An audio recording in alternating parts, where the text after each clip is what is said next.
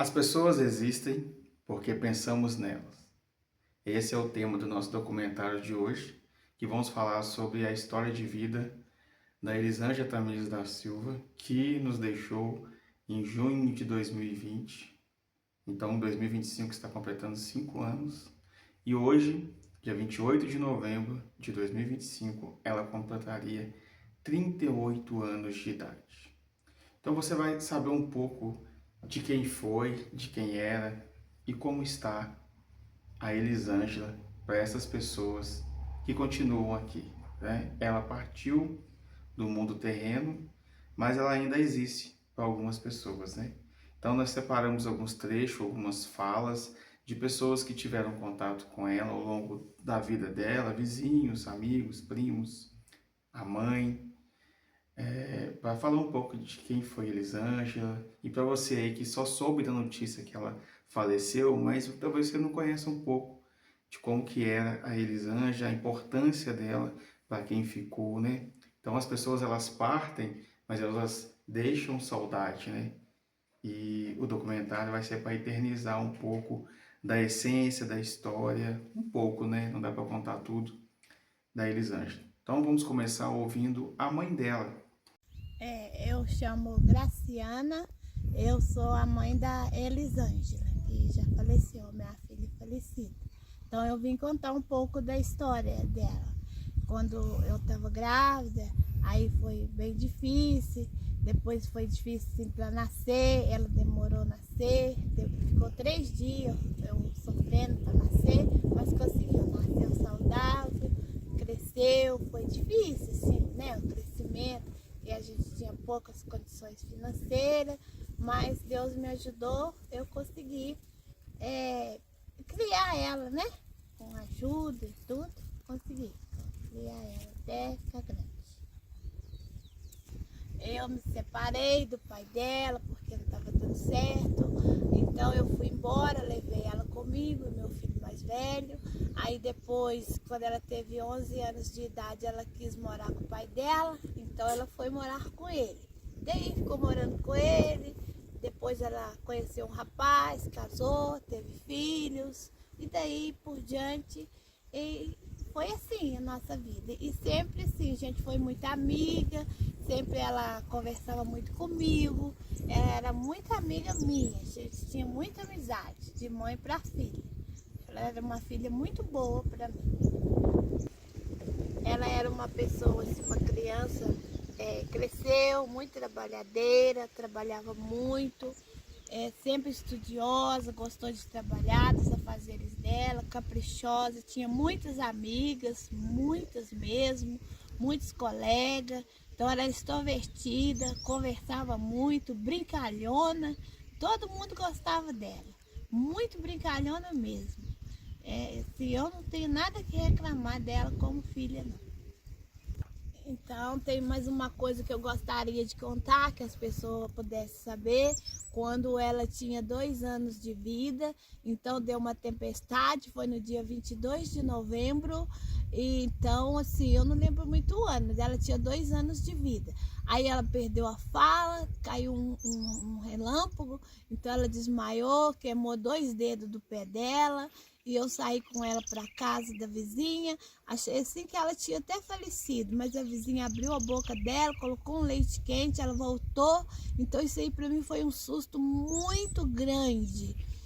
E depois disso também, quando ela estava maior, com 11 anos, ela tomou um tombo na casa do pai dela, cortou a mão. Para mim, nosso Deus, aí eu fui para minha casa, eu cuidei dela. Então foi um tempo assim de muito sofrimento, que marcou muito, ficou muito marcado também. Isso aí ficou registrado. Eu senti muito a dor, porque foi doloroso. E agora sim, eu vim falar de um momento muito triste. Esta é a pior parte que eu vou falar agora, como mãe. É assim, a perca, sabe? Porque é assim, até sem palavras, porque eu estava ouvindo a palestra do pastor Valdomiro Santiago, eu estava na campanha A Janela do Céu Aberta.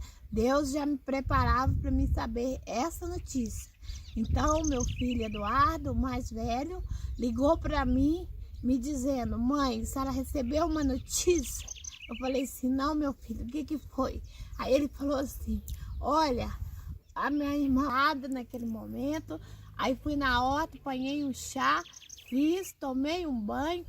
Aí eu falei assim: vou vestir a melhor roupa, que ela gostava, que eu andava muito bem arrumada. Ela me arrumava, me maquiava, ela arrumava meu cabelo, minha unha. Então assim, pra mim foi o fim da picada. Aquela hora, não tem mais palavras para falar. Na última palavra é um adeus e um beijo muito grande no coração da minha filha. Tchau. Realmente é muito forte, né, gente? Só quem perde um ente querido sabe o quanto que é doloroso você passar por essa perda e por esse luto, né? Tem pessoas que não conseguem lidar com isso. E o tempo só aumenta a saudade. Mas ela também foi uma pessoa alegre, divertida, que deixou muita saudade, muitos corações aí entristecidos, né, por não ter ela aqui mais, mas ao mesmo tempo, o pouco tempo que conviveram com ela foi de alegria, alto astral. Vamos conhecer agora a Babá, que foi vizinha dela, né, a Jane, vai falar um pouco de como que era o convívio com a Elisângela, como era a Elisângela como pessoa, né?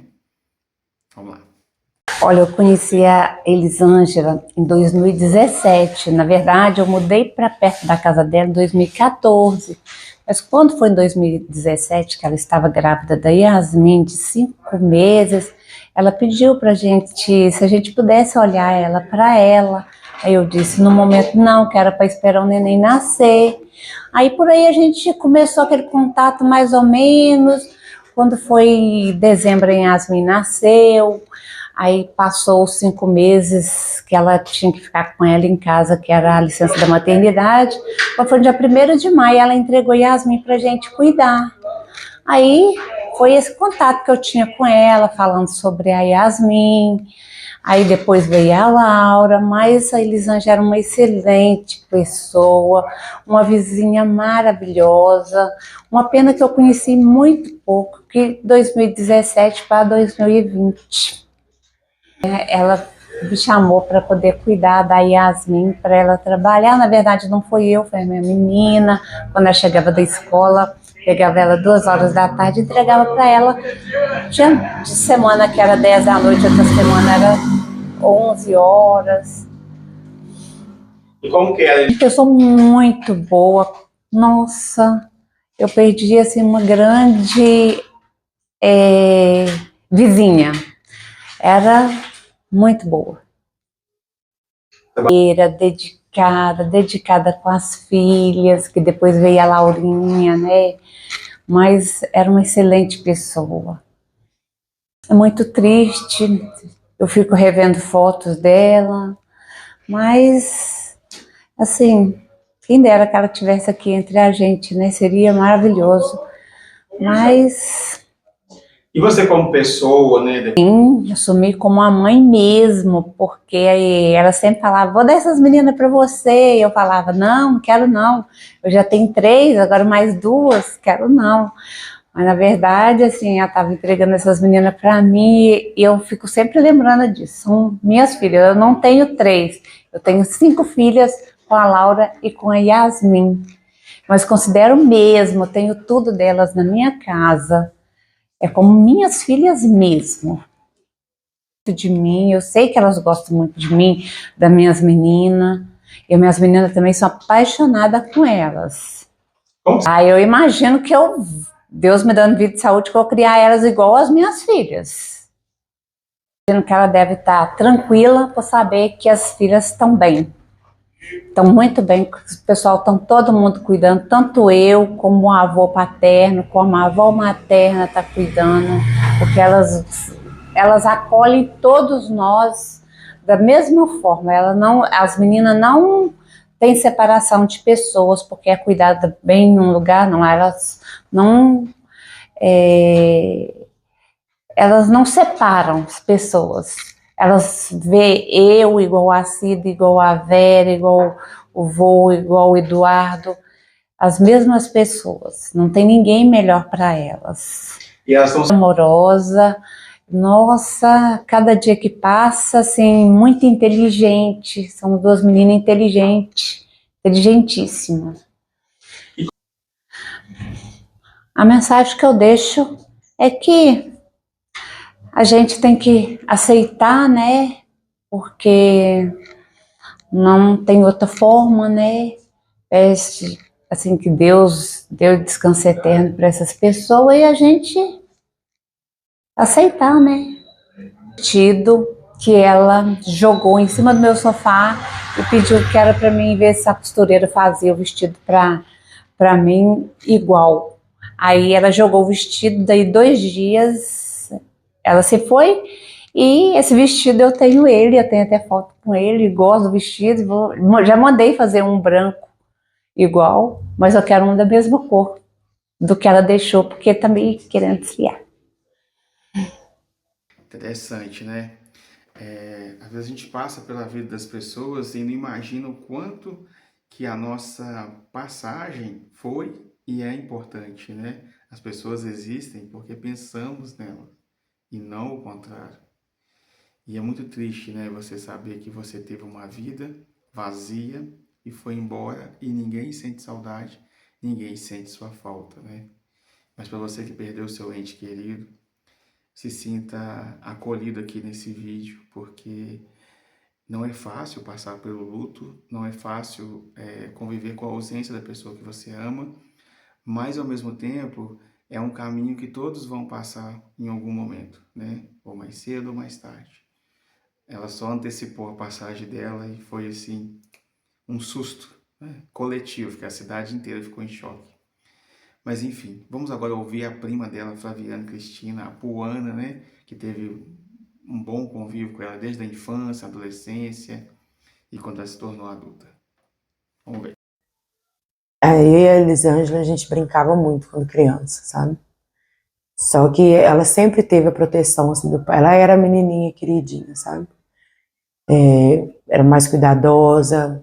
Toda a vida ela foi mais exigente, assim, mais cuidadosa com as coisas. A gente, todo mundo, a família muito grande, então a gente morava todo mundo perto. Então a lembrança que eu tenho da nossa infância mesmo é ela sendo mais cuidadosa, com os brinquedos mais bonitinhos, aquela coisa, aquele cuidado, carinho, assim, que a gente percebia que ela tinha muito, assim, dentro de casa mesmo, com a família. Entre os primos, ela é uma das meninas mais bem cuidadas, né, eu posso falar assim. Ela brincava, mas era aquela coisa de não machucar, não ser a menina que vai correr, cair, vai ralar o joelho, vai voltar para casa chorando. Era mais cuidadosa, era sempre assim. E a gente era mais bagunceira, eu e as outras primas. Mas ela era sempre a mais cuidadosa ali no meio. Muito pouca lembrança, mas o pouco que eu lembro é isso. A Elisângela, ela foi responsável muito cedo, né? Ela teve o irmão dela, para poder estar ali de apoio para ela, sempre. Então ela teve essa cobrança, assim, de ter um amadurecimento muito rápido. Não foi uma menina de bagunça, não teve muito tempo para bagunça, para farra, para coisa de adolescente. Então, pouco tempo depois que eu me lembro, ela casou, adolescente, eu acho que devia estar com, acho que 20 anos, se tivesse, acho que nem isso. 17. Estava bem novinha, né, não lembrava tanto assim. Então ela não chegou a sair, não era de bagunça, não era de farra, era uma menina mais família mesmo. Então ela teve o primeiro namorado, casou, teve filho, levou a vida mais tranquila. Então sempre com o apoio do irmão, para poder puxar a orelha dela mesmo, assim, de tem que fazer certo, tem que comprar suas coisas, tem que correr atrás. Então ela sempre foi uma menina de correr atrás mesmo, de buscar estar sempre melhorando. Só isso. E a fase? A filha, né, que a Elisângela ria tanto, ela dava cada gargalhada, a gente ria muito, a gente fazia piada, a gente contava as coisas e ela ria. Ela era alegre, ela cheia de vida, assim, sempre gostou muito de viver. Acho que viver era o ponto forte dela, sabe? Ela gostava, ela mostrava para o mundo, assim, onde ela ia, ela ria muito, andava muito bem vestida, muito bem arrumada, cabelo bem arrumado, maquiagem, sempre assim, sempre chamando atenção. E o sorriso no rosto sempre, né? Era sempre assim.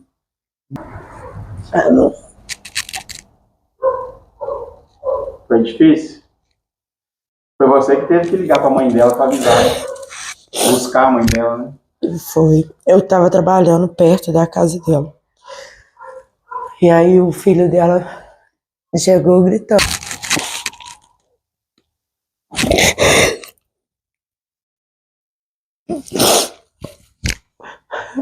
Tem que dar lá mesmo. A hora que o Dudu chegar, como é que vai ser? A hora que o irmão dela vê ela aqui.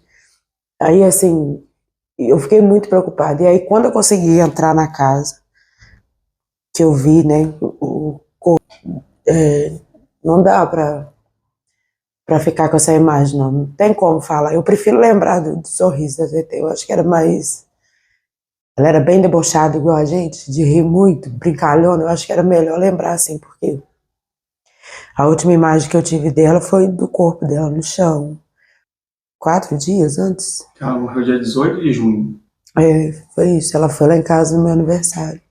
Ela foi, me deu um abraço, não demorou muito. Eu vou ali. Ela ia em algum lugar com a Angelita. Acho que ela ia na casa das meninas, das outras primas. Ela foi no meu aniversário, passou na minha casa, me deu um abraço. Aí tomou um copo de cerveja, riu e falou: não vou ficar aqui não. Tá fazendo calor, eu vou ali na casa das meninas. E foi na casa das outras primas. Então ela passou na minha casa, me deu um abraço, saiu e esse foi o último contato que eu tive com ela viva. Entendeu? Deu tempo dela me dar um abraço. E ela quase não ia na casa da gente. Ela trabalhava muito. Tinha as meninas dela, que inclusive ela, né, cuidava das meninas igual umas bonequinhas. E então a vida é muito corrida. Então, um pouco tempo que ela tinha, ela passava, ela ria. Era sempre rindo. Raramente a gente via ela reclamando da vida. Os problemas normais do dia a dia. É conta, é dívida, preciso comprar, mas de reclamar da vida, não. Tava cheia de alegria, assim.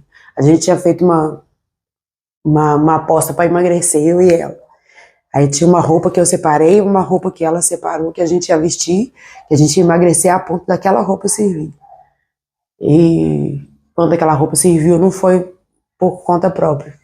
Eu fiquei muito triste, dei uma depressão de novo, porque perder uma pessoa que a gente ama demora para você recuperar, para você voltar à vida, para você voltar a sorrir de novo, a esquecer a cena triste. É difícil, esquecer a gente não esquece, a gente só fica ali, guardadinho, fica lá no canto, fica assim. Mas qualquer coisa assim que desbloqueia, que te faz lembrar, a tristeza te pega de novo, e de novo, e de novo. Você vai levando, você vai se apegando nas coisas que te faz bem. E qual a mensagem que você deixa para quem já perdeu alguém que ama? Aproveita antes de perder. Você ama alguém, você aproveita, dá sorriso, faz memórias boas, guarda. E depois que perde, para você ter lembrança boa, igual eu faço, eu prefiro lembrar os momentos bons. Porque os momentos ruins é muito forte. A perda é muito forte. Dói na alma. Só quem perde é que sabe. Então, assim, se você conseguir construir memória boa, você consegue. Viu aí, gente? Não é fácil, né? É muita emoção. Ai, haja coração, né? E claro, né? A minha família, né? A família da Elisângela é uma família numerosa. São muitos tios, primos, né? Tem pai, tem mãe. Então, assim, deixou um número significativo de pessoas órfãos da alegria dela, né? Além dos filhos. Vamos ouvir uma das tias, né? A Lena, que além de tia, foi vizinha dela e teve um convívio com ela aí, uma troca. E é assim, né, gente? Todos nós temos uma certa importância na vida do outro. E esse documentário é para deixar registrado o quanto a Elisângela foi importante para muita gente. Então, assim, a partida dela foi dolorosa, está sendo dolorosa, mas ela deixou aí boas amizades, uma boa impressão como pessoa, como mulher, né? Ela teve a vida dela, ela trabalhou, lutou pelas coisas que ela queria, e infelizmente foi interrompido antes, né, de tudo se concretizar, mas Deus sabe o que faz, Deus sabe o que é melhor para cada um de nós, não é mesmo? Mas para você que está passando por um luto, que perdeu uma irmã, um irmão, um filho, um pai, uma mãe, e está achando que não tem mais jeito, olha para mim, olha para os filhos dela, para o pai, para a mãe. Nós estamos vivendo, estamos tocando a nossa vida com a ausência, com a saudade, porque sabemos que mais cedo ou mais tarde também será o nosso destino partir desse mundo terreno. Então, não vamos fazer da vida do outro um sofrimento por conta da sua dor. Vamos deixar a vida do outro mais leve, mais alegre, por onde passar, mesmo com a sua dor, tente mostrar alegria para deixar o ambiente leve e a sua vida ser leve também, porque nem só de alegria podemos viver, né? Joseph Campbell tem uma frase que eu gosto muito. Você pode até encontrar a felicidade, mas não poderá viver só dela. E isso é uma realidade. As pessoas existem porque pensamos nela. Vamos ouvir então o último depoimento para encerrarmos esse documentário. Assim, eu trabalhava muito fora, né? Então, peguei totalmente ela crescendo, mas o tempo todo foi muito bom, graças a Deus. Na adolescência, teve contato com ela? Tive, né? O tempo todo, assim. Desde a época ela ia para a escola, muitas vezes eu buscava ela, né? Também. Tem alguma característica dela marcante que te marcou assim na sua vida? Ah, depois que ela já ficou mais adulta, né? Aí a gente já saiu, já curtiu muito juntos, né? Então, tem sempre as alegrias, né? Que a gente fica lembrando. Uma frase dela, um bordão? Ah, eu gostava quando ela falava assim: ai, que isso no meu rosto? Ah, é deboche. Ah, eu amava quando ela fazia esses vídeos assim. E aqui, vocês foram vizinhas, né? É, morava do lado uma da outra. Todo dia de manhã, quando eu ia trabalhar, ela acordava cedo, né? Para ir trabalhar. Aí eu passava assim por debaixo da janela dela, já sabia. Aí já tinha cafezinho para mim, eu não esquentava a cabeça. Café, às vezes eu comia até bolo. Aí era bom, sempre lembrava disso. Quando eu não passava na casa dela, passava na casa da minha mãe, mas eu tomava mais café na casa dela para mim ir trabalhar do que na minha mãe. Ela acostumava que eu passava, que assim, café, ué. Precisa de ver. Como foi para você a notícia do falecimento da Elisângela? Nossa, em palavras não, mas foi um choque. Eu tinha acabado de ver ela, né, crescendo, a gente morava vizinho, agarrado uma com a outra, e tinha acabado de falar com ela, por incrível que pareça, eu tinha subido, né, que a gente morava numa ladeira, né, num beco, assim. Aí eu passei na casa dela, né, mais ou menos 20 minutos antes do acontecimento e falei com ela: ô, Teté, você tem 2 pregos para me arrumar?